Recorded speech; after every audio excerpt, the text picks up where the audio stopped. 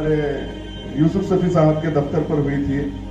तो रोज़ाना जब मैं भी उस वक्त खाली था, बाकी वक्त मैं अदबी लोगों के साथ गुजरता था, तो यूसुफ सफ़ी साहब का ही एक ऐसे आहिस्ता आहिस्ता जब मेरी दोस्ती छोड़िए शागिर्दी प्रोफेसर अनवरुल्लाह अनवर साहब से हुई।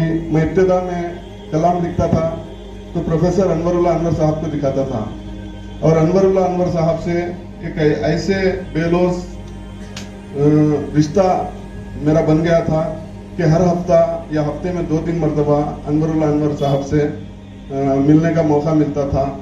और बाद में इस दोस्ती को या इस उस्तादी और शागिर्दी को देखते हुए महमूद शाहिद साहब जब 15 रोज़ा वसीला अखबार निकालते थे तो मुझे दोनों अखबार जाफर अमीर साहब का और अनवरुल्लाह अनवर साहब का अखबार मुझे देते थे उनको पहुंचाने के लिए।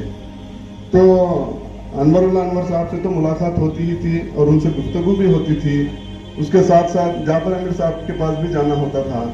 तो इस तरह से आहिस्ता आहिस्ता हमारी शनासाई गहराई इख्तियार करने लगी। और जाफर अमीर साहब का ये मामूल था कि वो उन दिनों नेहरू पार्क को वॉकिंग के लिए जाते थे लोग, तो वॉकिंग के लिए जाते थे और हमें भी वहीं बुला लेते थे, मुझे और अनवर हादी को।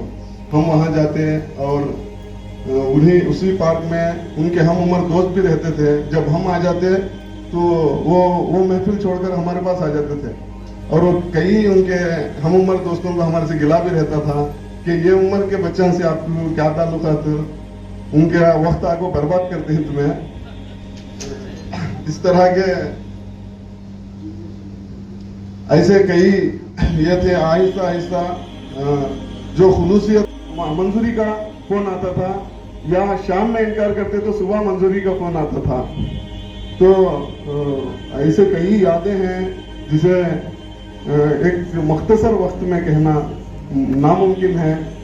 मैं जब इस सेमिनार के लिए मकाला लिखने के लिए कलम उठाया तो ये मिसरा मेरे जहन में आया, कहाँ से छेड़ूं फसाना, कहाँ तमाम करूं। तो इन वाक़ियात में मैं इस तरह ये हो गया कि इनको किस तरह से मैं इजहार करूं, इजहार करना मेरे लिए मुश्किल हो गया था। इसलिए मैं सोचा कि उजलत में मकाला लिखकर मैं इस मकाले को गारत ना करूं, बल्कि इत्मीनान से किताब आने तक एक बेहतरीन मकाला उनकी याद में मैं तहरीर करूंगा। जो भी उनकी यादें मुझसे वाबस्ता हैं मैं उसमें अपने ज़रूर इजहार करूंगा। और मेरे मकाले का उन्वान है सदाए दिल। शुक्रिया।